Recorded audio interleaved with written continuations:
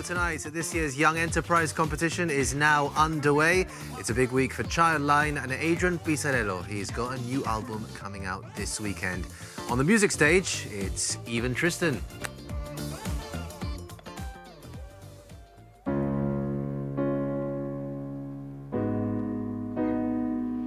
Oh, yeah. You don't know, babe, how you hold me and kiss me slowly. It's the sweetest thing, and it don't change if I had it my way. 'Cause you don't know that you are. You're the coffee that I need in the morning. You're my sunshine in the rain when it's pouring. Won't you give yourself to me? Give it all. I just wanna see how beautiful you are. You know that I see it. I know you're a star. Where you go, I'll follow, no matter how far. If life is a movie, then you're the best part. Oh, you're the best part. Oh, best part. It's the sunshine and those blue eyes. You're the one that I desire. When we wake up and we make up, you make me feel so nice. You're my water when I'm stuck in the desert. You're the Tylenol I take when my head hurts. You're the sunshine of my life. I just wanna see how beautiful you are. You know that I see it. I know you're a star. When you go, I'll follow, no matter how far. If life is a movie, then you're the best part. Oh, you're the best part. Whoa, best part.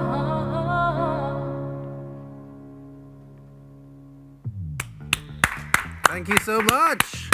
What a way to open the show. Even Tristan, the first time you're performing together as a duet on the show.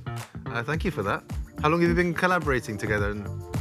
This is really, since Christmas, it's really the first time. Okay, nice one. And this is your first live performance? Yeah, first live performance. Is this the first of many, hopefully? Hopefully, yes. Hopefully. Yes. How long have you been able to play the piano that well, Tristan? I've been playing piano since I was about 10, and I started to really take it seriously when I entered GCSE. I'm mostly self-taught, but my mom helps me sometimes because she was a music teacher. Really good. But yeah, I dabble. Yeah, you dabble. And you complement each other so well as well. It's fantastic. I think you're all the same school year, right? Yeah. What did you make of that performance? It was amazing. It was, wasn't it? It was. Love the song choice as well. So. See. And your second one this evening, a little later, is going to be... We're going to be performing You're Still the One, a cover of You're Still the One by Shania Twain. Love that song. Nice one. Looking forward to that. Right now, well, welcome to the Hub. Plenty to look forward to on the show tonight, including the local legend that is Adrian Pisarello. He's releasing a new album on all streaming platforms this Saturday. We'll be finding out all about it. Also, Childline, they are very busy as always. We'll be welcoming them onto the show. It was Safer Internet Day yesterday, and throughout this week, they are marking their Children's Mental Health Week campaign. Speaking to Caroline, Charlotte, and Christine about that. And right now, well, youth are very much the focus here too, because the Young Enterprise program is in full flow, launched a couple of weeks back. And the first team this year to make an appearance on the Hub is My Mind Matters. So a huge welcome onto the show to Caitlin and to Jaylene. Yeah, thank you for being here this evening. Thank you for having us. My Mind Matters. Tell us more about that. It's the product itself. We're a student-based group, and we have made a book for children of all ages and all abilities. And it's basically to promote positive mental health and to navigate children on how to express themselves in a positive way. And it basically stars our main character, which is Brainy. Okay. And on his journey, he meets the different mood monsters, and he learns to Control and control express that. his emotions. Yeah. Right. And as he goes on, he goes collecting each color of each mood monster. And by the end of the book, he's rainbow and full of all emotions because he knows how to navigate them.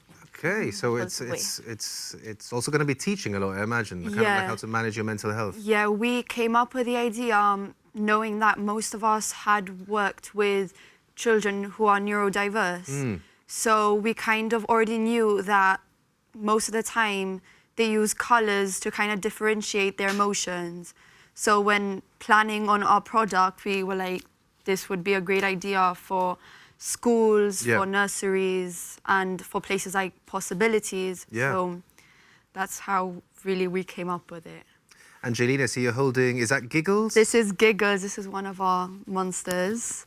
He's our happy monster. And are there going to be more of the mood monsters that you try and make throughout the course of this journey, I guess, as a team? We hope so. We're gonna try talk to the designer of this one, the one who made it, and see if she'd be willing to provide us with more. But yeah, we're really thankful that she even did it because it came out looking so cute.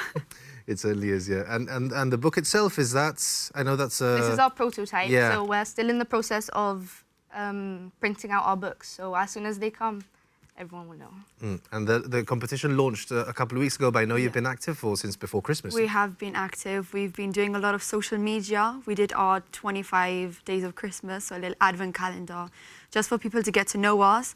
And we also achieved second place in the introduction video provided by Young Enterprise.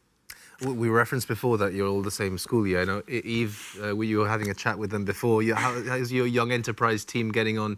You reckon they've got a good chance, no? Very, very good chance. They're a very, very well put together team, la verdad. Yeah, yeah. How about yours? How's your team looking in comparison? I was going really good, la verdad. We're puzzles with purpose, and we cater to people with dementia. Our puzzles are going to be based on the old Gibraltar and the way that we can recall memories of their time. That's a lovely idea, and I think you're actually on Gibraltar today, tomorrow. Yeah, so one to look out for there. How come you chose mental health then as the theme, I suppose, of the book? We thought since mental health is such a big topic nowadays, there's not much to cater for the younger kids. It's more adolescents and adults. And we thought that this would be a good way to really get it out there and really highlight like children's mental health to show them that it's okay to express emotion. Yeah. What kind, I mean, when you say children's mental health, what kind of age are you looking at here? Or is it, does it encompass, like, I don't know, from... We didn't want to set a specific age, like limit or maximum to our book because we didn't want people at a certain age to be like, I don't want to buy this book. It says it's for 8-year-olds and I'm 14, but I really want to read it, but I don't want to buy it because of the age. So we just labeled it as a light read instead. Okay. So it's for everyone rather than just a specific age group. Do you think, from your perspective, would you say it's I don't know, it's harder to be a teenager than ever before? I mean, how are you finding things? It's interesting because tomorrow on Viewpoint there's a live show with Jonathan Sacramento on social media. You've probably heard about it yourself. Australia banned. There are other places. I know they're talking about it in the UK, Spain as well. Obviously, the conversation has arrived here in Jib. It's one which many people are talking about at the moment. I mean, look, being a teenager is always difficult, and social media maybe has arguably added to that. I'd love to hear what your perspective is on that. Social media is definitely quite difficult, especially if you care a lot about what other people think of you. For me, social media is more of a way to express yourself and to kind of show your friends what you're up to, what you're doing. For other people, it could be showing off their hobbies, maybe as, for example, Eve has a music account. So Right, yeah. she shows off her talents on that account. If she didn't have it, then where would people know how to book her? So it kind of gets to that point that maybe 16, the age limit should probably be a bit lower just because we're at the age that we use social media for a lot more than just posting pictures. Yeah, that's an interesting point. No, one which you don't hear. You hear like many adults say, yeah, definitely it's a good idea and that kind of thing. And don't get me wrong, there are definitely, I'm sure, many pros to that potential ban as well. But I guess hearing from your perspective as well, like Eve, when you were, how old are you now, Eve? I'm 16. 16. So how long have you had this kind of social media singing account? I've had this account since I was about 14. Right. So if this hypothetical ban would have been in place and you would have been able to have that, do you think it would have affected your music? A bit, la verdad, because loads of people like depend on social media. No one really, if you see a post on the street, no one really gives it a chance to look at it. But if you're just scrolling on your phone and you see something that captures you for at least 5 seconds, it really gets someone intrigued. Yeah. But can you see the downsides as well to social? Have you experienced a downside? Well, but obviously don't go into whatever. But can you see why many, I don't know, people my age, why adults would think that it can have a detrimental effect potentially? Definitely. I think social media is a really scary place at the same time, just because if you're not old enough to kind of navigate your way through it, you could end up in places that you necessarily don't want to be. But personally for me, I kind of got over the bad places of social media and I found the way to express myself on it rather than see the bad sides of it. But it's not to say that other people of course. Like, you can understand where the debate is coming from, no, I suppose. Yeah. Well, back to the that was really great, by the way, and back to the prototype and the product. My Mind Matters. Are you in it to win it? Of course. How's the team made up? How many people are in the team? We've currently just lost 2 members. Yeah. How does that happen? Because they've decided that they were like school wasn't for them. So since we're a student-based group, obviously they cannot be in our group. Sorry. Okay. Yeah. I thought they're going to like transfer to another team or something. No, we've lost 2, but we have gained 1. We're seeing some footage here. So is this from the launch? This is from Yeah. our launch, yes. We captured a lot of kids' attention because of the colours, and we had a little colouring station for the little kids where they could colour in our characters. So what is launch day actually like? So you have this Chaotic. stall there. Stressful. It was really chaotic. We got there at 3. It was raining, terrible weather. We had a Morrison's trolley Full of all our full stuff. of bags, stuff, everything. And when we got there, people were coming out of school. So it was really chaotic. We had to move all the tables. There was like 30 teams setting up. And then don't even get me started when everyone arrived. Like we all only of the had family. a set time to set up before the yeah. judges came round, so it was even more hectic. That archway was a nightmare to put up. So, but yeah, apart from that, it was really nice to be able to show our product and explain to people what it entails. Yeah. So. And you're working as a secretary, I believe? I am the company secretary, yes. And Caitlin? I am the graphics designer, so basically I illustrated the book, and on our website, all the characters and that have been done by me. So all the visuals. Wow, that's cool. So all the mood monsters and all that. Yeah. Nice one. Very good work. Very good work. Thank you. Well, best of luck to My Mind Matters. It seems like you certainly have your head screwed on, and it seems like you're going to have I don't know, I haven't met the other teams, but potentially a good chance of winning this. Who knows? So good luck to you. Thank you. To Jaylene and to Caitlin, and good luck to the rest of the team. Thank Send my you. best wishes. Right now, let's find out what book is being recommended in this week's bookshelf.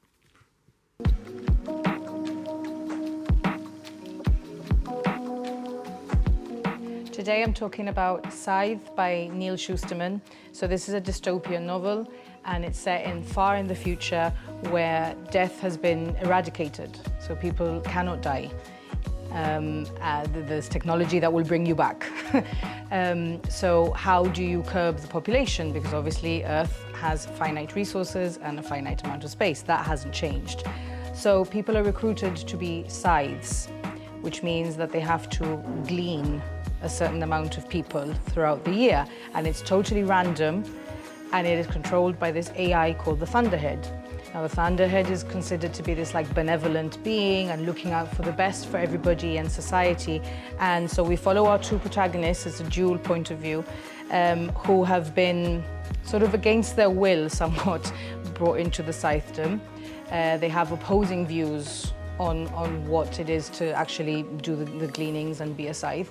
And they get sucked into the underworld and the politics behind, and they find out that the Thunderhead is not actually so benevolent as you would think. It's super fast-paced, lots of twists and turns. It's actually the beginning of a trilogy, but it will go by like that. So I highly recommend this one.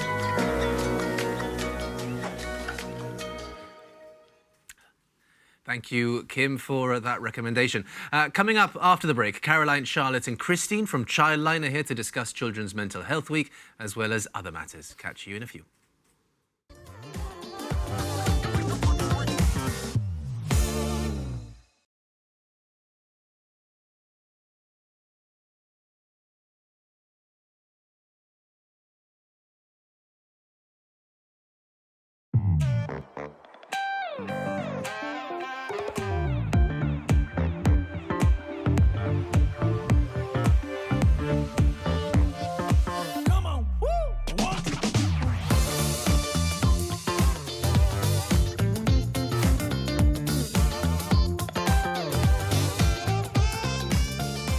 Welcome back to the Hub, and a big welcome to Caroline, to Christine and to Charlotte now from Childline. All the C's this evening. All the C's. How are things Celebrating Children's Mental Health Week? Week. That's what it's all about, by the way. What do you think of Jaylene and Caitlin before from My Mind Matters? Brilliant. I love their project and I love their insights on social media, which you were talking about. It's interesting, isn't it? It's interesting to hear that perspective as well. Which I suppose you must hear that perspective a lot, no? We do, and I think when we're looking at changing life for children, young people, we should get their views. Yes. And their voice should be heard and taken into account. Because whilst we have maybe some more guidance and wisdom from experience, actually we need to make sure we hear their voice and that they shape what's going to impact them. And that value underpins everything that we do at Childline too, always listening to them, which is why we also launched our teen line, for example, when we came last year.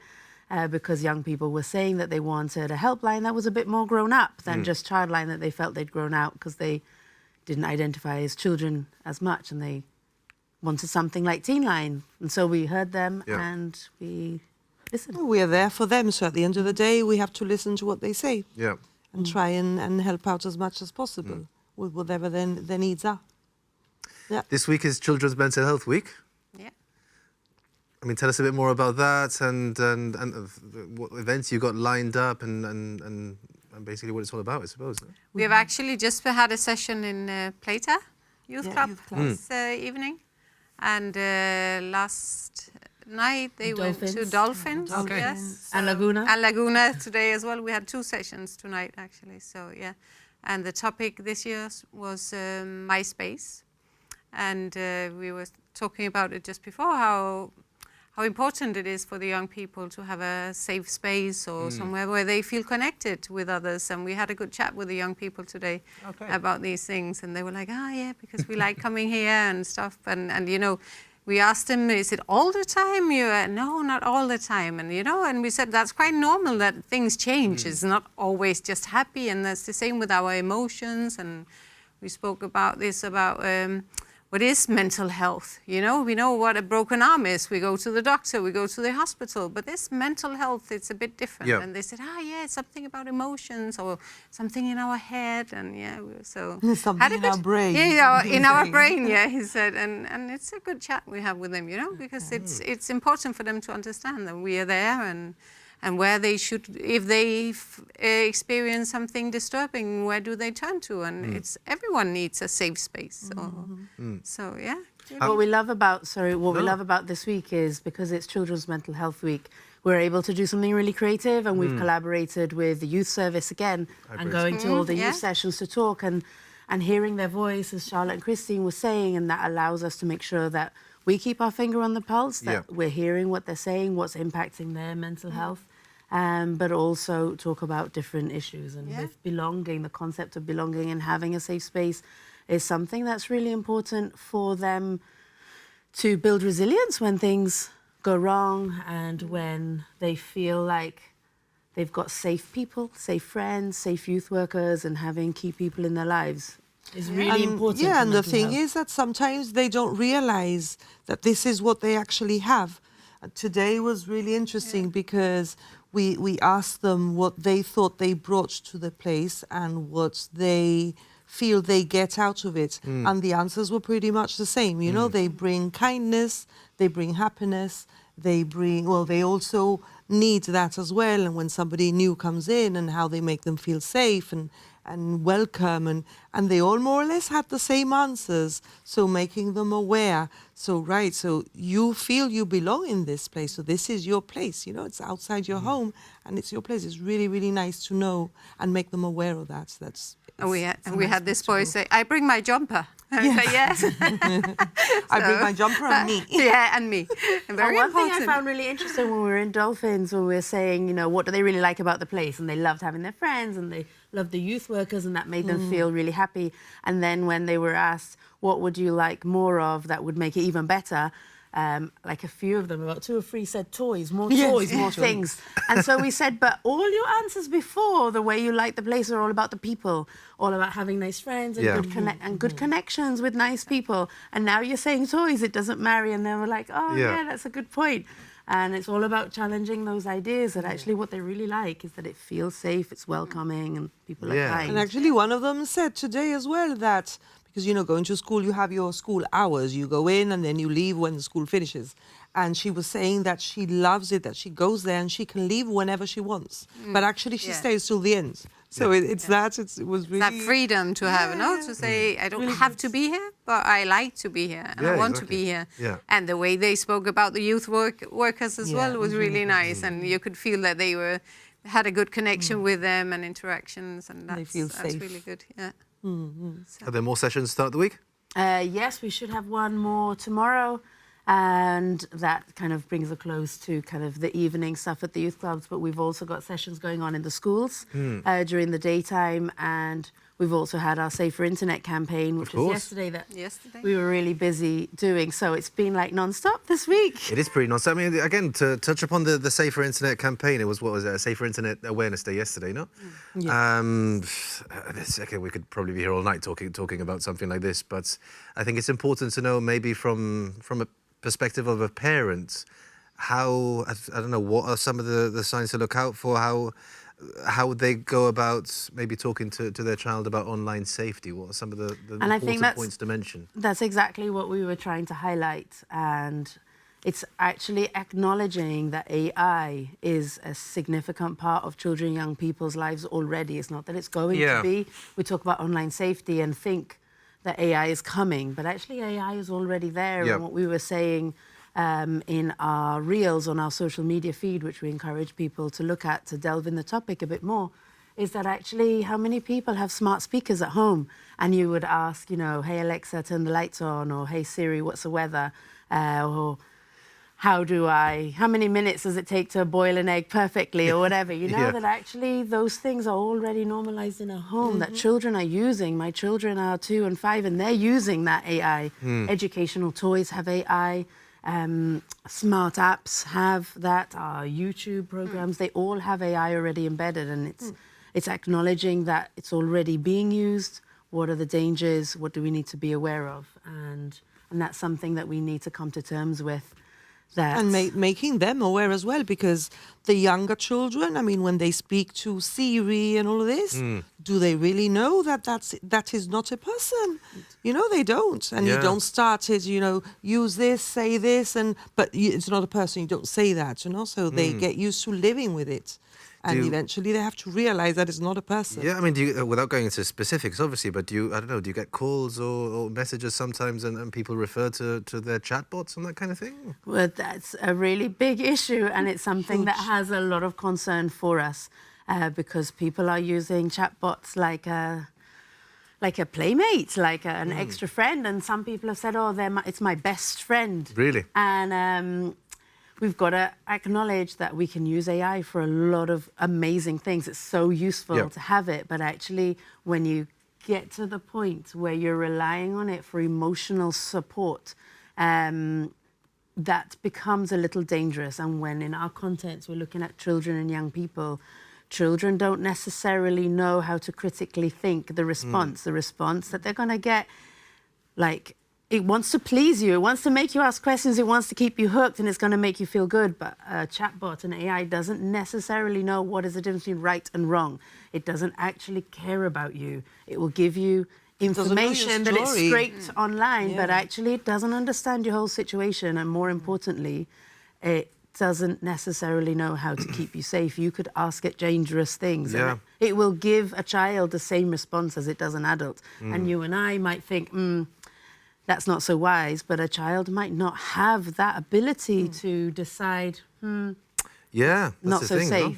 I mean, And it's a good question to ask as parents and grandparents and stuff, because we are the first generation that raises kids. You know, they are born with it. We have had a life before all these things, but just see how fast it's gone. No, the technology just within a couple of years, It's or crazy. 3-5 years, and it keeps on getting more and more advanced. Exactly, and it's just right now it's like the Wild West. No, it's everywhere, and we need to step back. No, and I think. And we need to ask ourselves these questions. What can we do? How can we make our children safe? Because they see all these disturbing things all the time online, or news, breaking news. It's up in their face all the time. And of course, that affects children's mental health. And it can even affect us as well, no? And I think that our what we had focused Tuesday on the Safer Internet Day was on the parents, because we need to be engaging with our children. We need to have that conversation, give them a safe space to say, okay, what have you seen? And if they see something, come, let us know, and we will handle it. We will talk about it together, all these things. Yeah, it is a difficult one to balance, because I suppose from the eyes of I don't know, I'm not going to speak for them, but maybe a 14 or 15-year-old who sees AI as the future and maybe thinks their job in 10 years' time or whatever is going to really need to have expertise in AI. They're thinking that I'm getting good at this because this is what the future perhaps has in store for us. But And then there's also the others, the more sinister aspect. We've seen horrendous cases. I mean, there was one. There's multiple ones, but one that stuck with me, Adam Rain in California, who was for months speaking to his chatbot's companion, and the chatbot just months of encouragement to end his life, essentially. Yeah. And there he are ended many. up sadly doing just that. And that's where I think we need to start having a conversation, which is what we wanted to start having. Have a conversation with parents who are the first generation raising children in an age of AI, and start saying, look, we've got this powerful tool. It's readily available. What are the good things we can use it for? Productivity, proofreading things, ideas, what the weather is, how to get from A to B. But actually, when it comes to emotional support, if you're worried, if you're feeling vulnerable, then at that point we need to say, find a human, find a safe human, reach out to Childline, reach out to Teenline. Because we'll have safeguards to keep children safe. If a child is feeling so low that they're considering really dark thoughts, we need to, as a community, keep them safe and give them what they need, give them that support. And a machine, a robot online is just going to want to tell them what it wants to hear without keeping them safe. Won't have that emotional support. And I think those open conversations with parents, we keep repeating it, because I find anyway that, I mean, there is communication, of course, but there's always that taboo. And when, we're always so busy, people go to work and children are at home, and when they come home, they need to cook. And, it's like, okay, have your iPad, have your phone, because I'm going to do this. So, even if they do that, but find out, what are they doing? Talk to them. What did you watch? So that you have that conversation. And when they feel they've seen something they're not very comfortable with, that they feel comfortable in telling the parents or the carers, and not just, I'm not going to say anything. I think that's the biggest message, which is, really... For sure. I mean, it's really fascinating stuff, and I'm sure it's only going to be something that we continue speaking about in the months and the years to come. No, but you continue doing incredible work. You really do. And just a reminder of that number to call, or how for anyone to get in touch. Yeah, so Childline is 8008 and Teenline is 8009. There are other ways. Just look on our social media, but those are our popular. Which, interestingly enough, are free phone lines which is on a voice, is the most popular method for children and young people to contact the helpline, really? which surprises me. Yeah. I would have thought texting on WhatsApp or the live chat, the email not so much, but still, even now in this day and age, children prefer phoning. Oh, wow. Voice. I wouldn't have expected that either. I didn't expect it either, but there you go. 8008 and 8009. Brilliant. Caroline, Christine, Charlotte, thank you so much for joining us Thank this you evening. for having us. Right now, well, it's time to shine the spotlight on another fantastic local charity in this week's Down to Earth feature. And who better right now than Childline?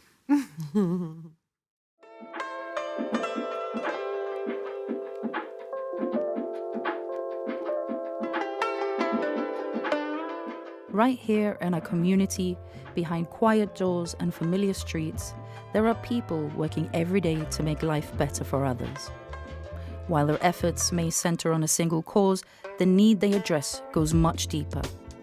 One such organization is Childline, where that need is at the heart of everything they do.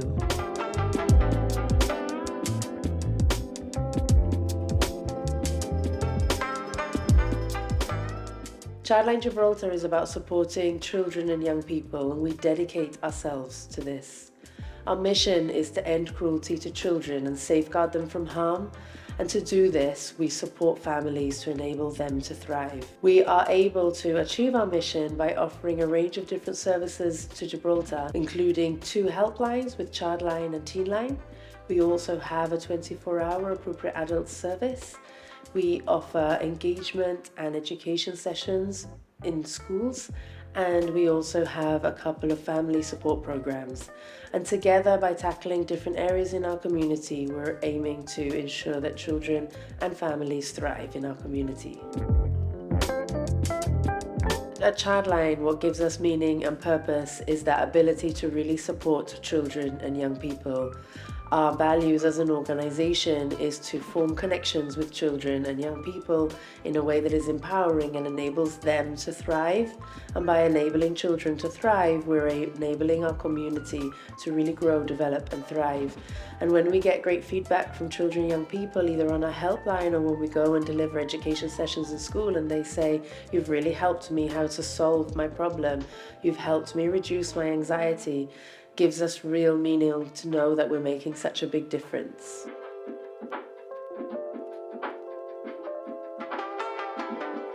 When I look around, I really see that as human beings, we need connection, and the power of human connection supersedes a lot of different issues that we might be going through.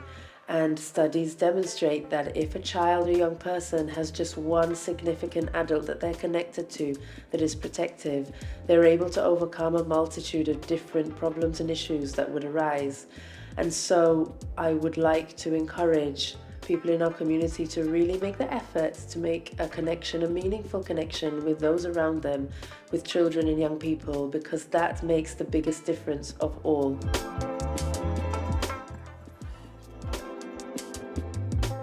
We all know it takes a village to raise a child, and I think it's really important that as a community we all pull together to support one another. When we look at the power of human connection in enabling children and young people to thrive and to safeguard them from harm, it's really important that we have that contact, that empathy, and that kindness and care. With the rise in technological advances and things like artificial intelligence, we have to be mindful that with all those powerful tools that are in place, that they should never replace that power of human connection. They should never be used to help deal with difficult emotional or safeguarding concerns. So if anyone is worried about anything that's going on in their lives, they should find a safe person, a safe adult to reach out to for support. Childline and Teenline are here for all children and young people, and any people who are worried about children and young people, they can reach out to us. We're here to support. Sometimes the biggest... Thank you very much, Caroline, for that. What am I saying? I can just thank her in person. Caroline, thank you. Thank you so much. That was great. That was great. It's so strange to see yourself. Great. Brilliant work, Childline, doing. Thank you very much. Join us after the break when we'll be speaking to Adrian Bisarello. He's got his new album out this Saturday. It's called Purple Violet War.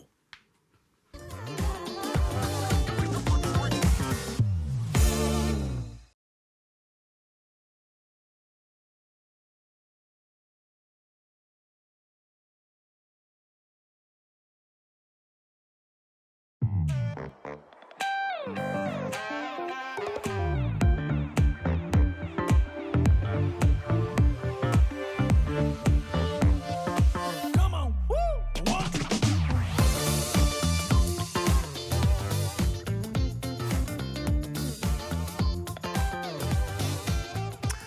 back to the Hub, and a huge welcome to someone who I'm sure plenty will be familiar with, Adrian Pisarello. How's it going? ¿Qué pasa, man? Cool. Thank you very much for coming on the Hub tonight. Yeah. Saturday, big day, Purple-Violet War. Sí, St. Valentine's. You've always been a romantic, haven't you?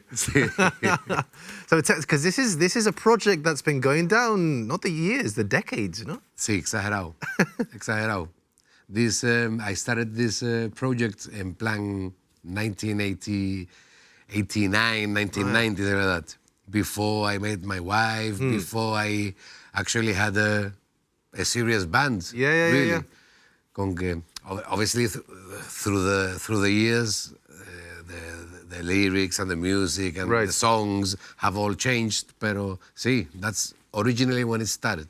The idea. Okay, so the idea started in 1989. So you have this idea. See, after watching Platoon. I was going to say, you know, because the imagery, which I don't know, we have a bit of the imagery of the album Purple-Violet War. It's very kind of Apocalypse Now, Platoon, Vietnam vibes, essentially, no? See, it's not about Vietnam. It's It's about a global thing, you know. That's yeah. That's one of the things, you know. The Purple and Violet War. A country is purple and another country is violet, yeah? We just look at the album cover here, which looks great, by the way. See, it's done by Alex Capurro. Ah, nice. He does all my albums and stuff. È un motro, tío. See, he's very good. So 1989, you had this idea. So, I don't know, things happen, life gets in the way. You release, I don't know how many albums in between, maybe like 3 or 4, Adelante. I've done, bueno, Adelante, Cuidado con él, Nado sin tre, pero... other projects as well, no? Like the Punk Zombies, the Boys on the Black Stuff, the Undesirables. Yeah. Y obviously playing. There was una época que we played loads live, no? En Nelson y cosas así. So while all this is happening, is this Purple-Violet War in the back of your mind? Sí. Bueno, it depends the time that we're talking about, no? But obviously, it's been... When I started recording it, it was like... I know this because I used to keep diaries and stuff. So it's the 17th of November, 2008. Okay. I started recording it. And when I started recording it, you know, it wasn't like, you know, let's record it and that's it, no? We recorded it, we carried on with some stuff, then we came back to it. Yeah. Sometimes I even, you know, I didn't even remember I was recording the stuff, you know what I mean? But I think it's a good thing because it gave so much space that we, you know, like really fine-tuned everything. Yeah, exactly. And what made you release it this Saturday then? Bueno, what made me release it... Okay, it's very easy now, no, to release your stuff. Before you had to do your CDs and stuff, you know, and you know, try to sell them. I'm not really bothered, to tell you the truth. You know, I want it there so people can listen to it. I know it's not gonna.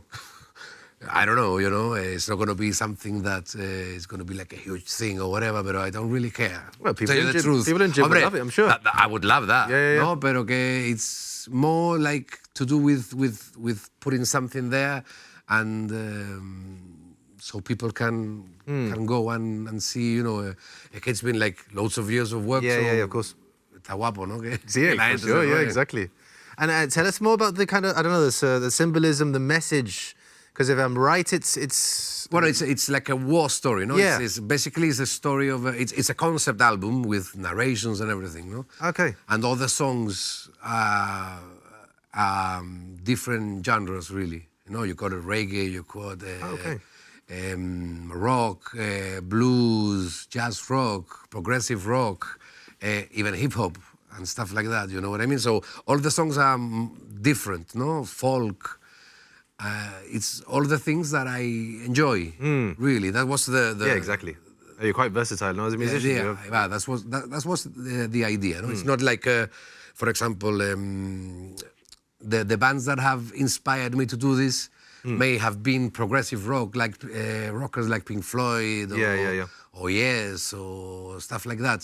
But you know, the content, it's different. You know, is also inspired by Bob Marley, by Led Zeppelin, by Cypress Hill. Yeah. You know what I mean? Yeah, of By course, yeah, Gary Moore. Yeah. So all these different things, you know? Nice. So it tells a story from beginning to end. See, it's a story of a young kid that goes to war, basically, you know? The best way to listen to this is to listen to the whole album. I know, you know, nowadays... Pero mira, that's what we used to do before. Yeah, of course. You used to get an album and actually put the album on and you get the lyrics and you used to like listen to the whole album, no? Yeah. And it's going against the grain of today's thing, no? Because what they tell you is like, look, you know, get a single out and then get another single and another single. Look, this is one thing, you know? So it's the whole album or nothing. Yeah, just putting it all on streaming platforms and people can listen at their leisure. Obviously, if you may like one song or two, and obviously afterwards, after listening to the whole thing, maybe you enjoy one song more than another. Of course, you can do that, no? But for me, the best way to listen to this album is like trying to get some time, you know, obviously with the headphones and stuff, and listen to it like from beginning to end. You know? That's how many songs are in the album?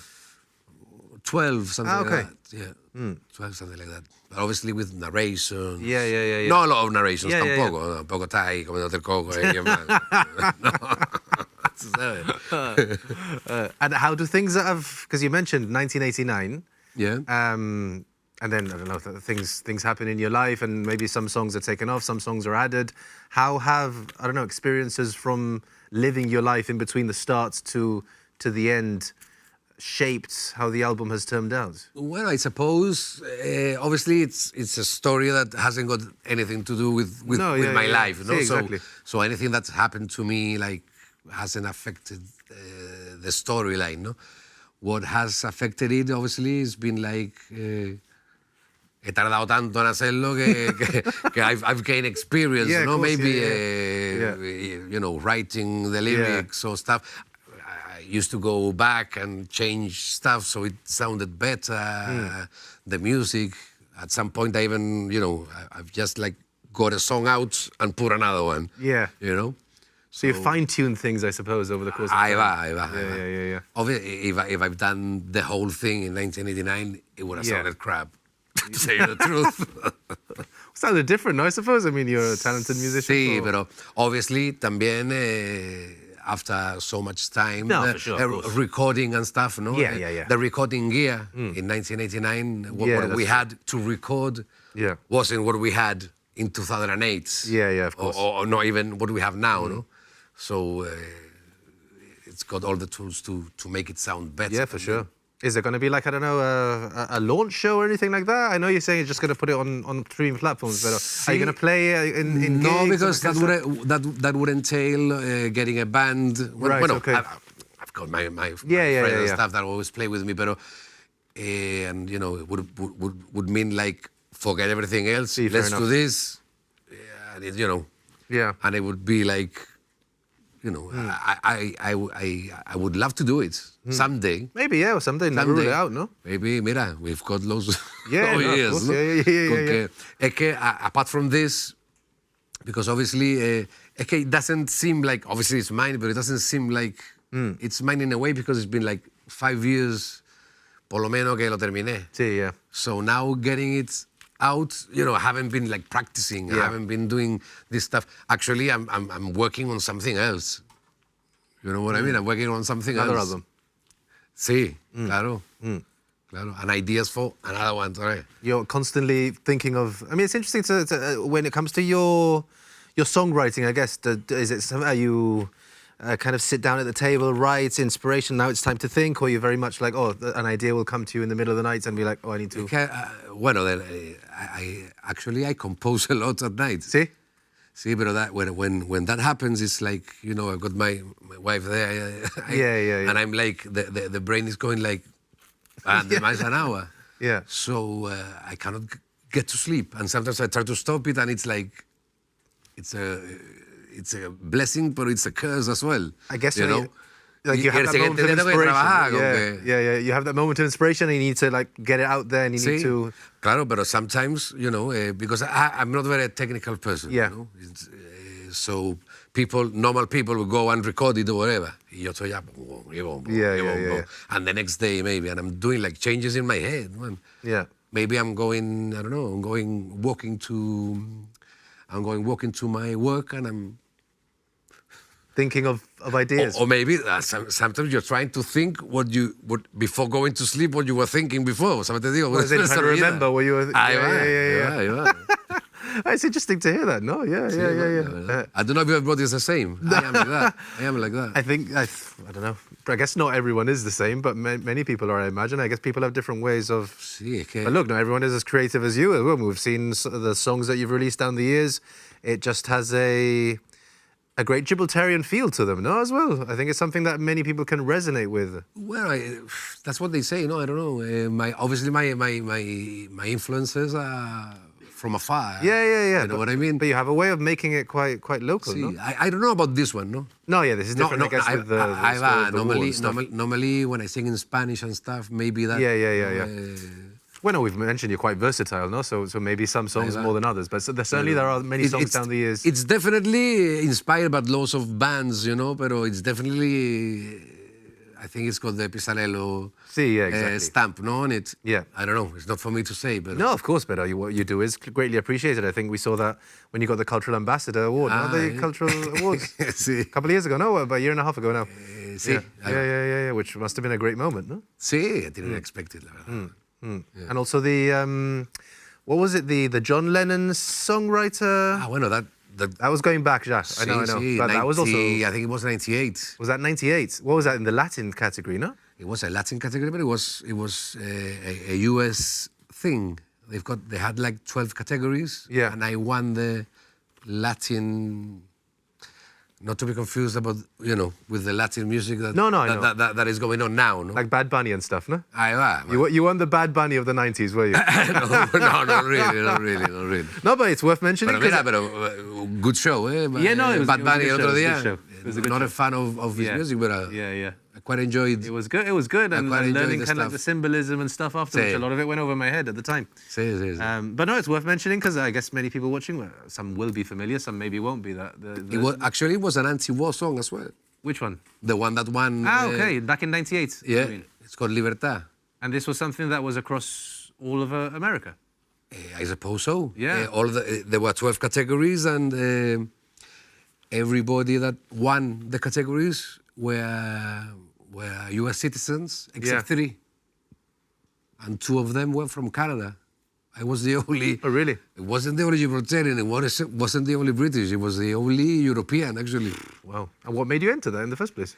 I saw an advert or something. Oh, nice. But those days, it was crazy, man. I remember it was in a tape. And I sent it over, and I went to the post office, and they told me, you know, I wanted to, you know, to pay more, you know, so I could get it faster, whatever. But they said they couldn't. You couldn't. They couldn't assure me that it was going to go. Really, actually, I didn't know what, you know. And, different times, in those days. See, man, I entered 2 songs. One was like a sort of a love song. And this one was like, and I thought, this was not going to win.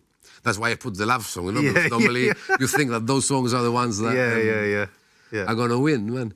And it was I was happy when they told me it was like, you know, one of the 10 finalists of the category. I was happy with that. Yeah. But I never imagined that it was going to win. Wow, that's incredible. Eh? And how did you find out you won it? Did they send you like a a letter or something? You had to. This is funny, man. This is funny. No, you had to get into the internet because it was like early days. Yeah. But I didn't. I didn't know how to get into the internet and stuff like that. Yeah, no, of course. Yeah. At that time, so I phoned my cousin and I told him, because they told me, look, at this date, you have to get into the website, and you have to get into, and the winners are going to be there. Yeah, the winners are going to be announced. So you already knew you were in the final 10 at this point. I was. So my cousin lived in Varulbeg with my auntie and stuff, and I lived in G5, and I was on the phone with him, and I was saying, look, you have to go into this website that they told me and stuff. So my cousin is going in, and he says, hey, wait a minute. Adrian, you won. I go, come on, man. It's not funny. Yeah. I said, no, honest, that you won. No, I'm not. I thought he was kidding. Joking with you. Yeah. I hung the phone and I went to his house to see it with my own eyes, man. But it was true. Incredible stuff. It's simply fascinating, Adrian Pisarello. So great to speak to you as always, Adrian. And your new album out on all streaming platforms on Saturday. One for people to look out for. Purple Violet War, it's called. Purple Violet War. Hope people stream in their droves and it goes well for you. Maybe St. Valentine's Day with a. Yeah. I don't know. Probably people dining and stuff. But well, maybe the days after. Maybe there's something in the air that day. Who knows? Nice one, Adrian. Venga, brother. Okay, let's see what Michael thinks we should be watching with this week's What to Watch feature.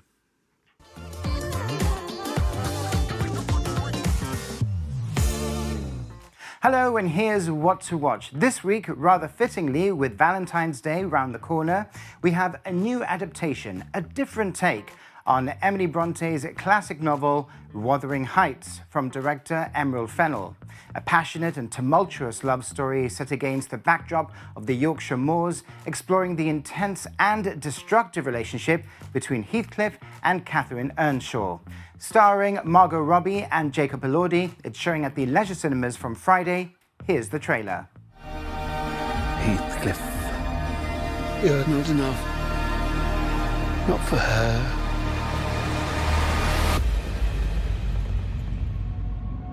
Mr. Linton asked me to marry him. Heathcliff is gone. You must accept it.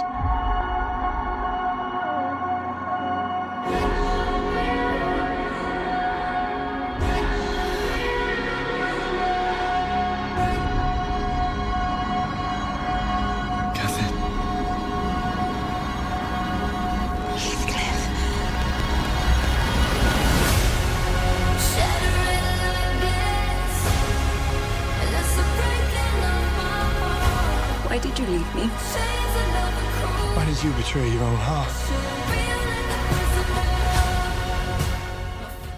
Also still showing at the Leisure Cinemas is the dark comedy horror Send Help from director Sam Raimi, with Rachel McAdams and Dylan O'Brien.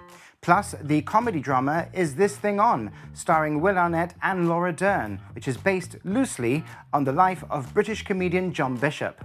That's all for this week, but don't forget to check out our Saturday night movie at 9 p.m. right here on GBC, which this week continues our Love Club series with Sydney. Until next time, this has been What to Watch. Thank you very much for that, Michael, and a big thank you to all our guests tonight, as well as to you for tuning in from home. Hope you've enjoyed it. See you next week. Before then, of course, let's end it in style with Eve and Tristan with a Shania Twain Still the One rendition.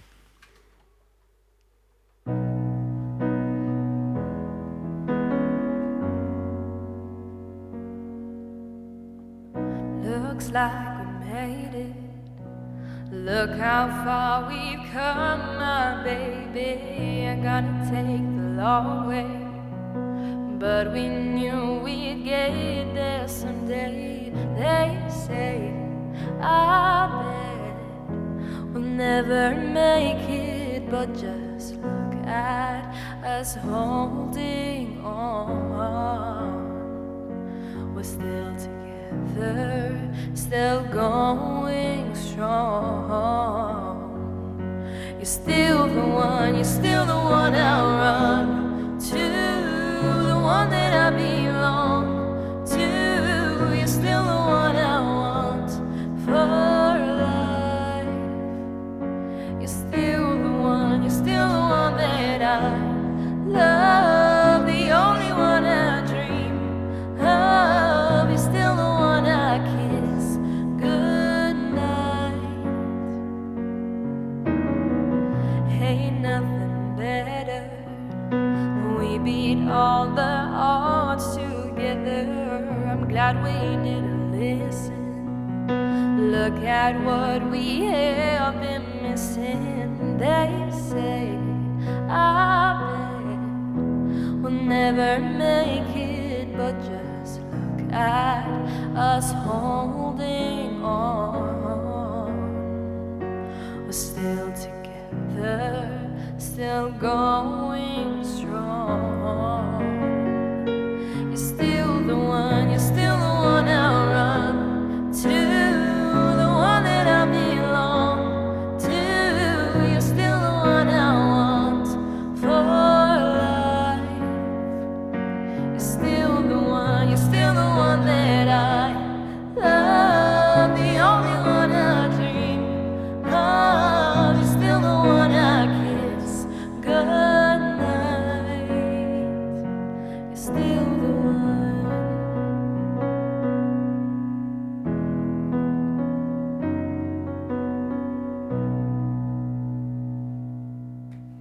Lovely. Thank you so much. That was brilliant. That was great.